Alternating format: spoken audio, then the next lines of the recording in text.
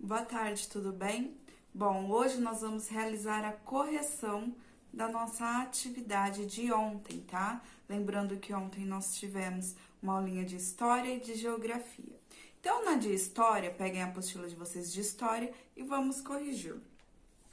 Nós falamos sobre a escrita e o registro da história, como aconteceu os primeiros registros da escrita na história. Então, nós falamos um pouquinho de como era essa escrita. Por exemplo, na 15, nós tínhamos a tábua, certo, de argila, mostrada na imagem. Aí, não perguntava, o modo de escrita registrado na tábua de argila é semelhante ao modo usado na atualidade? Não, né? A nossa escrita com a escrita que nós temos aí apresentada na apostila não se assemelham. Ocorreu muita mudança para chegar como nós escrevemos nos dias atuais. 2. Na atualidade, como as informações são registradas? Então, nós já falamos também que as informações são principalmente registradas através da escrita, no papel, à mão, tá? Mas também existem outros meios, nós podemos registrar essas informações através da tecnologia. Isso nós já falamos na aula anterior. Agora, na página 16 e 17, nós falamos sobre a história da escrita, tanto da sociedade maia, quanto da Mesopotâmia, como da China Antiga e do Egito Antigo. Nós conhecemos um pouco mais. E na página 18, nós tínhamos aí atividade para ser respondida. Então, com base na escultura que apresentava aí na apostila para vocês, nós iríamos responder A, B e C. Então, vamos lá. Como eram conhecidas as pessoas que exerciam a atividade representada na escultura? Nós já sabemos que essa escultura chama o escriba. Quem era o escriba? O escriba eram as pessoas responsáveis por escreverem para os faraós. Quem escrevia, quem era o escrivão do faraó, era chamado de escriba, tudo bem? Então, aí nós podemos ver, eram conhecidos como escribas, cargo responsável pelos registros escritos no Antigo Egito. B. Que elementos da imagem permitem identificar a pessoa representada? O que nessa escultura permite a gente fazer a relação de que essa escultura está representando o escriba. Ou aqui está representada na escultura, vocês perceberam que ele tem um objeto no colo, que remete à escrita, um rolo de papel na mão, tá? O gesto representado também remete a esta função. Disso consta a identificação na referência da foto, certo? C. Atualmente, qual a importância de saber ler e escrever? Converse com os colegas sobre essas questões. Eu já vi a resposta de alguns de vocês, tá? Lembrando que essa resposta, ela é sim pessoal, mas eu quero ler a de todo mundo. Então, ainda quem não me enviou, por favor, enviem, tá? Então, olha lá. A leitura e a escrita fazem parte da rotina de muitas pessoas, não fazem?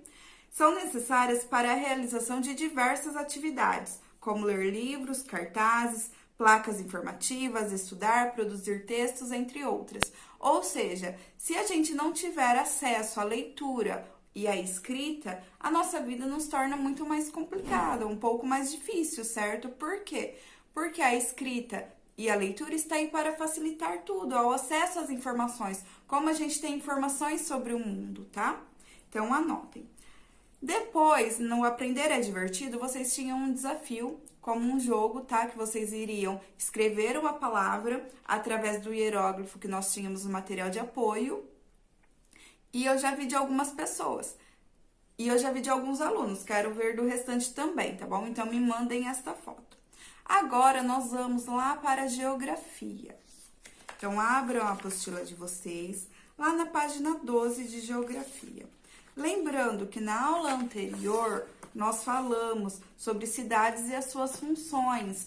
Nós conhecemos cidades turísticas e suas características, nós conhecemos as cidades industriais e suas características, exemplos de cidades industriais, nós conhecemos cidades comerciais, suas características, exemplos de cidades comerciais, conhecemos também as cidades portuárias, que são as cidades onde existem os portos para os navios, a importação e a exportação de mercadoria. Nós sabemos que são cidades litorâneas. Nós conhecemos também as cidades político-administrativas. São realizadas as ações políticas, tá? que são criadas leis para coordenar as ações de desenvolvimento do país, que geralmente, principalmente, são as cidades caracterizadas como capital do país, tá? No nosso caso, Brasília.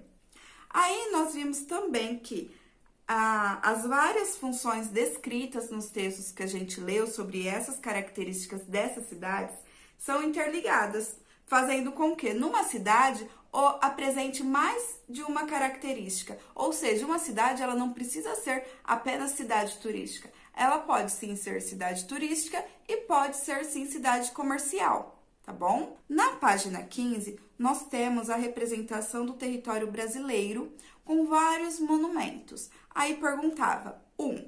Analise a representação do território brasileiro ao lado. O que pode ser observado nessa ilustração?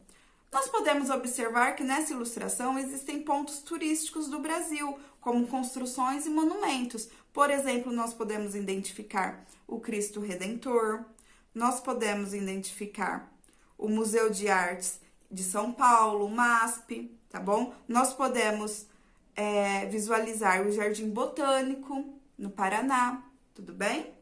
Aí na B eu passei uma lista para vocês de alguns monumentos e vocês iriam preencher a tabela com esses monumentos e pesquisarem em que cidade esse monumento se encontra. Então vamos lá. O primeiro monumento que eu passei para vocês foi o Teatro Amazonas, que é que nós temos a foto aqui do lado. O Teatro Amazonas, ele se encontra na cidade de Manaus, no estado de Amazonas, tudo bem? Aí depois o segundo monumento é o Elevador Lacerda, que é Lacerda, ele se encontra na cidade de Salvador, na Bahia. Nós temos também depois o Cristo Redentor. O Cristo Redentor, possivelmente, ele é o monumento mais conhecido no nosso país, um dos monumentos mais conhecidos do mundo, tá? E ele está localizado na cidade do Rio de Janeiro, no estado do Rio de Janeiro. Nós temos o Museu de Arte de São Paulo, conhecido como MASP, tá? Que está localizado na cidade de São Paulo, capital, no estado de São Paulo. Nós temos também o Jardim Botânico, que está localizado na cidade de Curitiba, no estado de Paraná. E nós temos, por último, foi deixado aí para vocês o monumento, tá?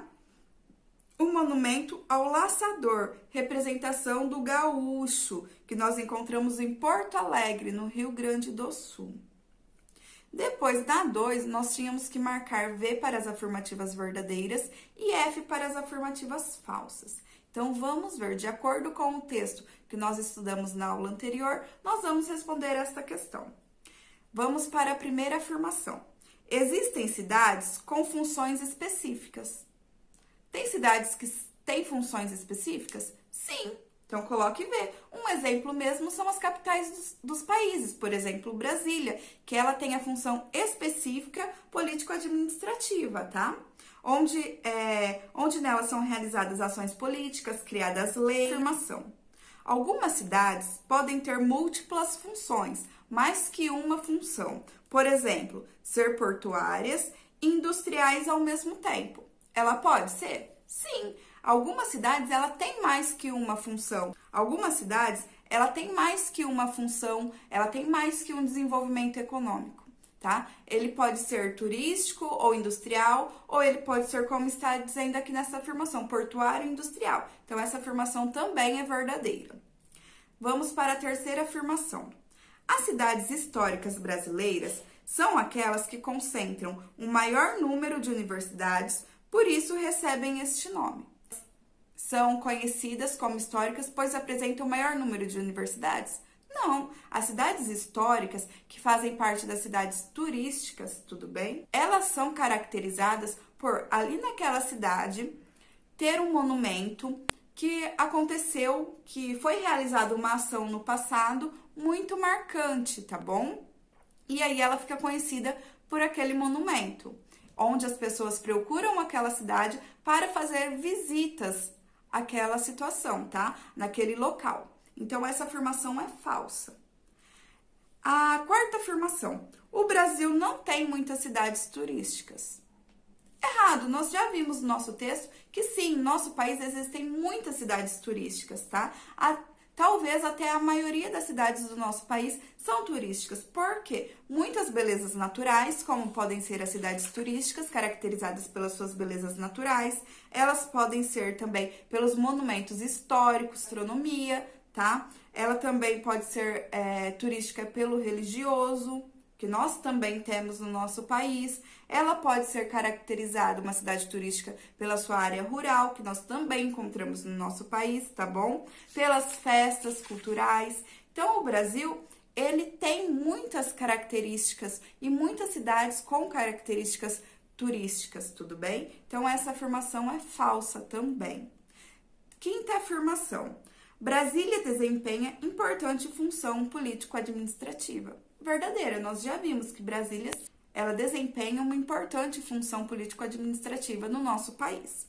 Aí nós tínhamos no material de apoio para vocês retirarem a página e responderem a página 15. Na página 15 foi apresentado para vocês fotos de 6 cidades brasileiras, tá? Dentro dessas cidades, nós iríamos ver a partir dessas fotos se essa cidade ela é uma cidade turística, se ela é uma cidade político-administrativa, se ela é uma cidade industrial, iríamos colocar o número referente, tá bom? Então aí, ó, nas cidades turísticas, nós iríamos colocar o número 1 para representá-las. Nas cidades industriais, o número 2 e nas cidades comerciais, o número 3. Nas cidades portuárias, 4 e cidades político-administrativas, número 1. Então, vamos visualizar. A primeira imagem que nós temos é Brasília, no Distrito Federal. E aí, Brasília, ela é qual cidade? Qual a sua característica de cidade? Nós já vimos na aula anterior que Brasília é uma cidade político-administrativa. Então, coloquem o número 5 aí na cidade de Brasília. Depois, nós temos a cidade de Salvador, na Bahia. Olha aí, nós temos nessa imagem praias pelas pessoas. Então, essa cidade, qual a característica principal dela? Ela é uma cidade turística, tudo bem? O desenvolvimento econômico surge a partir da movimentação das pessoas irem para essa cidade para conhecer esse ponto turístico, essa praia, tá? Essa beleza natural. Então, coloquem número 1. Depois, nós temos São Luís, no Maranhão. Olha aí, nós podemos ver o quê? Que está representando na imagem a foto de uma festa, tá? Uma festa típica do Maranhão. Nós podemos relacionar com o folclore brasileiro também. Então, aí, essa cidade tem a característica do quê? Ela é uma cidade turística também. Então, também coloque o número 1, tá? Por quê, professora? Porque ela está se tratando da cultura, tá? De uma festa cultural. Então, o desenvolvimento dessa cidade, economicamente, também se dá por as pessoas procurarem essa cidade como referência nesta festa, tá? Então, as pessoas querem conhecer, fazer parte desta cultura. Aí, nós vamos para Itajaí, em Santa Catarina. Nós percebemos aí em Itajaí que é uma cidade litorânea, que está no litoral, tá? E nós percebemos aí pela imagem dos navios que é um porto. Então, essa cidade, a principal característica dela é ser uma cidade portuária, tudo bem? Onde ocorre a exportação e a importação dos alimentos e materiais, ou seja, onde materiais ou alimentos deixam o Brasil para ser comercializados no mundo e onde alimentos e mercadorias chegam no Brasil comercializado no nosso país. Então, coloquem número 4. Depois, nós temos aí Rio de Janeiro, no estado do Rio de Janeiro. Nós temos a imagem de um comércio. Então, nós podemos colocar aí que uma das principais atividades relacionadas nessa cidade são cidades comerciais, tá? Então, coloque o número 3, onde as pessoas procuram essa cidade para fazerem compras, tá? As pessoas encontrarem os produtos com um preço mais acessível, tudo bem? E aí, por último, nós temos São Paulo. Nós já vimos que uma cidade ela pode ter mais que uma característica econômica. E nós já vimos que o São Paulo também é uma cidade comercial, como também é uma cidade turística, mas na imagem que está mostrando aqui para nós, nós podemos ver a parte de indústrias da cidade. Então, coloquem o número 2 na imagem de São Paulo. Por quê? Porque São Paulo também é uma cidade industrial, tudo bem? Então, coloquem. Qualquer dúvida que permanecer, perguntem, tá? Tirem sua dúvida. Então, uma boa correção. Até a próxima aula. Uma boa tarde.